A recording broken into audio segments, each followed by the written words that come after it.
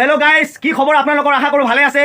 তো অসমত হ'ব গৈ আছে গিনিজ ৱৰ্ল্ড ৰেকৰ্ড অসমীয়া বিহু ডান্স।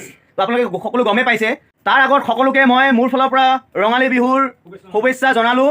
আশা কৰোঁ আপোনালোকে বিহু বতৰটো এইবাৰ ভালদৰে মনায় সকলোৱে যাতে।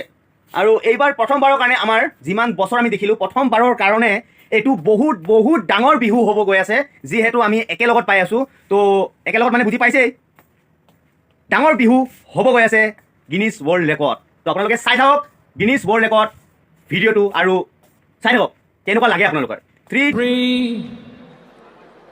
2, 1